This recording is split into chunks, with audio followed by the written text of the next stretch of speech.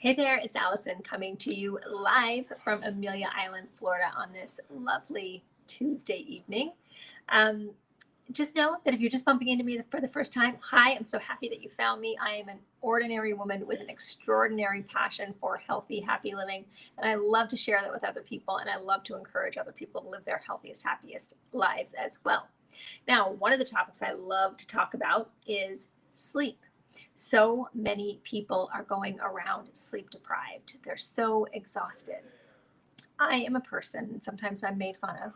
I don't care. I'm a person that loves to be in bed early. Last night I was in bed at 9:14. I think it was what the clock said when I crawled into bed. Now I didn't go to sleep right away. I always read a real book before I go to bed, before I go to sleep. So it was probably closer to 10 when I turned out the light. But I was in bed at 9:14, and that felt really good to me. So I do like to go to bed as early as I possibly can. Sometimes I get up at 5, 6 in the morning. Sometimes 5, mostly around 6 in the morning. So I need that sleep.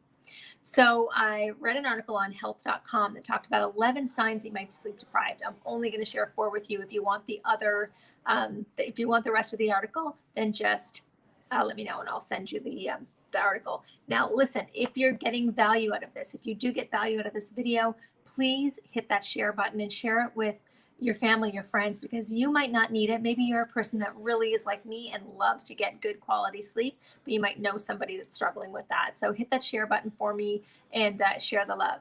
All right, so let's dive in. Number 1. So these are signs that you might be sleep deprived. Number 1, you're always hungry. So you might not equate hunger and sleep together. So you're always hungry.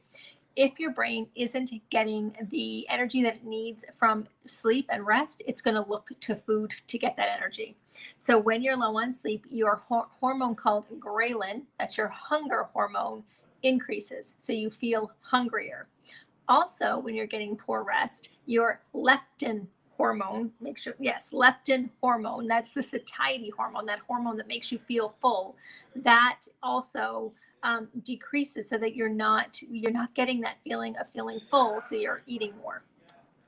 Also, when you're not sleeping properly, you're going to probably tend to eat more of the foods that you're craving. Okay, so that's number 1. You're always hungry. I'm reading from my notes because I don't need to memorize anything. Number 2, you've gained weight. You might not think about, oh, I've gained weight, it's because I'm not sleeping. You might be thinking I'm eating too much or my metabolism's slowing down, which could be also true because of a lack of sleep.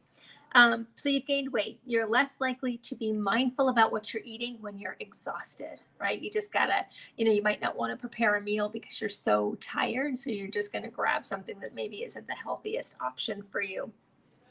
And you also may find yourself craving more fried foods and more sweets. Lack of sleep affects your metabolism. It slows it down. So again, another reason why you might be gaining weight. Number 3, you might find that you're more impulsive. So you might say or do things that you wouldn't normally say or do if you were fresh and you were well rested. We're just a little less inhibited and kind of cranky, right? When you don't get enough sleep. I know I'm irritable when I don't get enough sleep. So you're just a little more impulsive and say things, and you probably say things that you might regret. Number 4, you are prone to illness. All right, this is important. Poor sleep affects your immune system. Poor sleep affects your immune system. Your body will be less able to fight off infections and harder to shake off a cold or a flu. In 2009, a study in the Archives of Internal Medicine followed 153 volunteers, followed their sleep habits for 14 days in a row. And what they found was that people who got less than 7 hours were 3 times more likely to catch a cold, 3 times more likely with 7 or less hours of sleep. Your immune system produces cytokines while you're sleeping, which are proteins that protect you against infection and inflammation.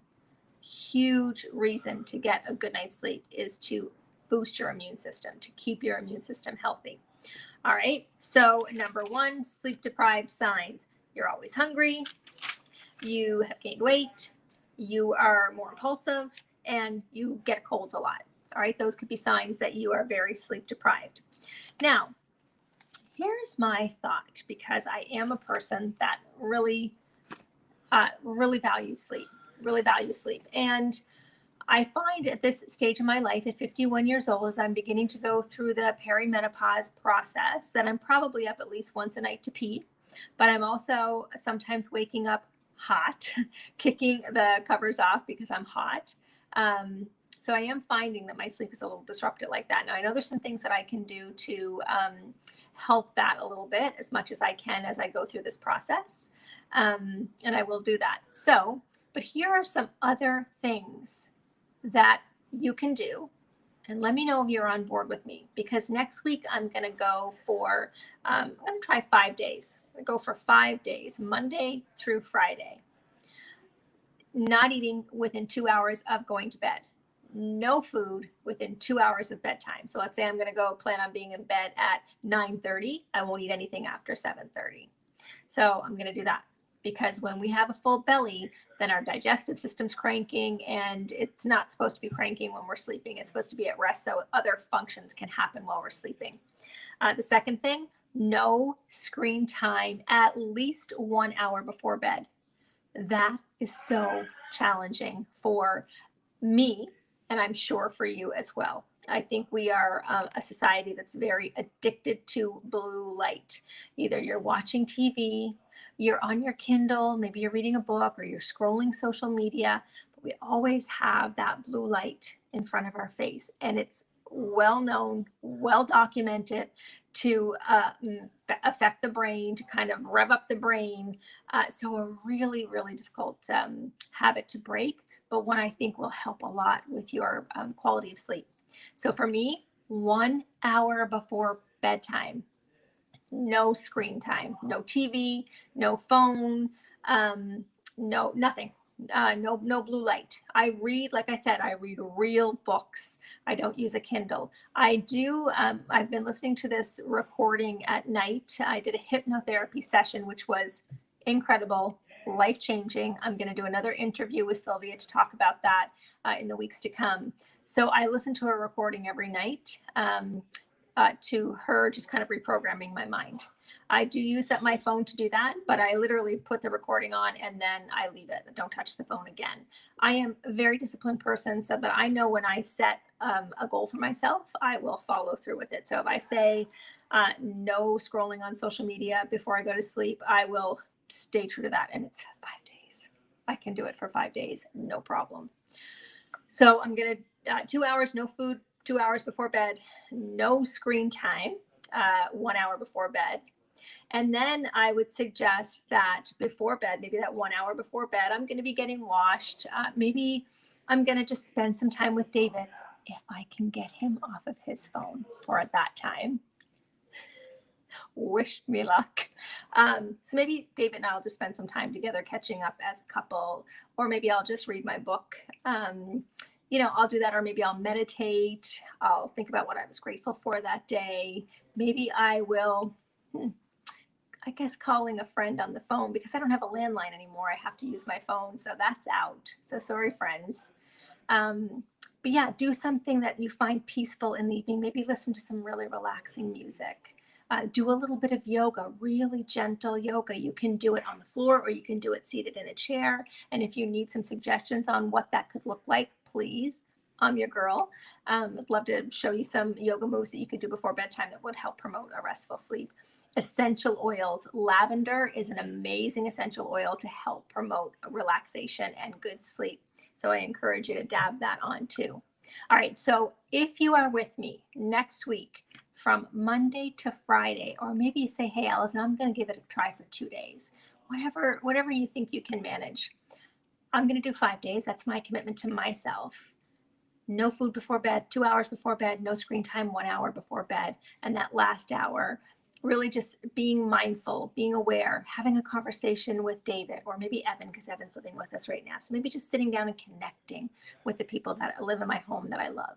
So again, if you got value out of this and you think that somebody else might get value out of this, please share this video and reach out if you want the other tips or the other signs that you're sleep deprived. And for the next few lives, I'm going to talk a little bit more about sleep, because sleep is essential. It's essential for our physical health and our mental and emotional health. So I'm going to do a little bit of a dive into sleep. So if you have any questions about sleep, please send them along. I can do a little research. I love to do that, and see if I can help you out. All right, I am getting ready to teach my virtual yin yoga class. Just about booked up tonight. I think I might have 1 or 2 spots left. It's at 7 o'clock Eastern time. If you happen to want to do it, let me know and I'll send you the link. But yeah, I'm excited to jump on virtually and share the beautiful practice of yin yoga with the people that have signed up for the class. Until next time, I hope that you are happy, healthy, and well. Peace out. Take care.